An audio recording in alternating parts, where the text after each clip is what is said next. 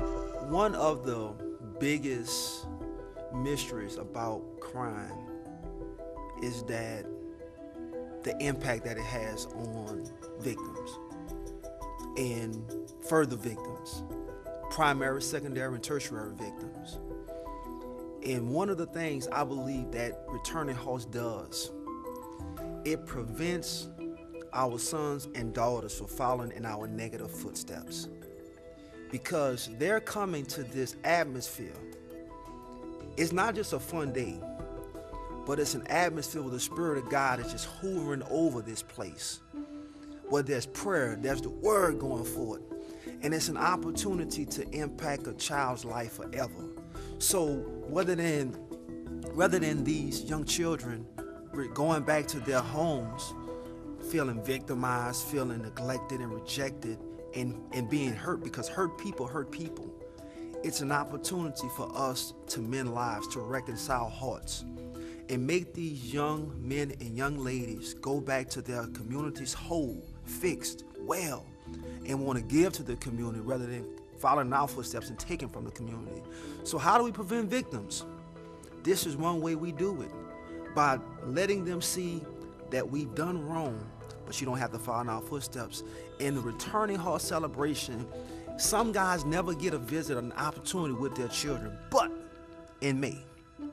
That means that the whole year goes by and there's never an opportunity for this for this father to see his son or his daughter. But the Returning Heart Celebration, by way of the help of the volunteers, position themselves by the Spirit of God, can actually facilitate the move of God. And I'm a firm believer in this. I'm willing to believe that this end time revival, I believe this in my whole heart, that there's going to be one of these boys or girls that's going to get on fire for Jesus, and they're going to point back and say, I met the Lord in Angola. I met the Lord at a Returning Heart Celebration, and they're just going to take this gospel to places that it's never been. And I believe that the Returning Heart Celebration has that kind of power. It has that kind of power. It's going to make that kind of impact. And in fact, so many times I encounter children that all they talk about is the next Returning Heart Celebration. And it's funny, I was talking to Rashad. He doesn't care about the visits. He's concerned about one thing: getting back to Returning Heart Celebration. I said, what happens if I go home? He said, we still have to come back to Returning Heart Celebration, because the experience, the atmosphere that is created, you can't create it nowhere. You can't create it in City Park.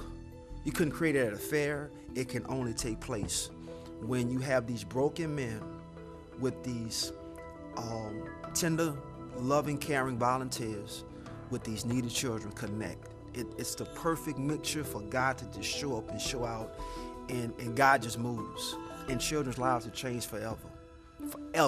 And they never ever forget the volunteer's name. They never forget the date. They never forget the fall. They never forget I beat you in basketball, I won this and whatnot. I'm willing to, I know that the time that I spend with Rashad right now, when he's 30 and 40 and 50, he will never forget the Returning Heart Celebration. He will never forget the volunteers. He will never forget the times we spent in that kind of atmosphere. And it was funny because he was trying to articulate it to his mother. And he was like, Ma, I just wish you could be there, because it's just, you would never understand. It's just, But more importantly, I think the children love it because there's no mother, there's no grandparent. It's just the children and the father. And every child wants to have his father, or that father figure, his uncle or his grandfather to himself. So the Returning Heart Celebration gives that child that, and it's not about the father.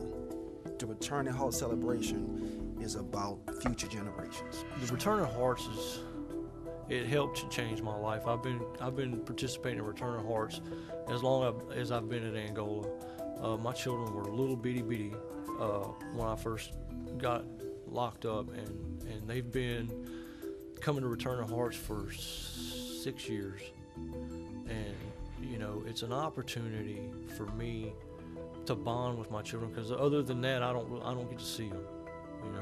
I see them once a year, And I mean, I write letters to them, and I call them on the phone, and I talk to them, and I send them emails on the little kiosk machine. But there's just nothing that I can do to replace this face-to-face, one-on-one time with Dad. You know, and it's an opportunity for me to just reassure them, let them know that I love them, let me speak in person a word to them from the Bible. I mean, just talking to them about what's going on in their lives.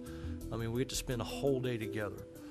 And when they first started coming, they were all about going and playing the games and, you know, getting involved in all the activities. But as they've gotten older and they've started maturing, in the games and all that stuff isn't as attractive to them as it used to be. Now it's really about spending time with Dad. And they come here and we walk around and we watch the other kids play. And sometimes we go and play ourselves a little bit, but it's an opportunity for us to just share with each other. They tell me about what's going on in their lives, and I have an opportunity to share with them and express to them how much God means to me.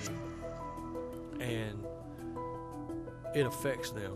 You know, their mother, and they go to church and they're involved in Sunday school. And I believe that it's because I pray for them and because I express my faith to them and how much it means to me.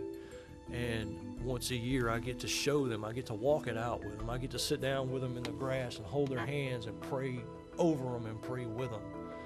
You know, and it just gives me an opportunity to do things that 364 days a year I don't get to do, you know. And it's just, I can't tell you how much it's impacted my life, how much it's impacted their lives.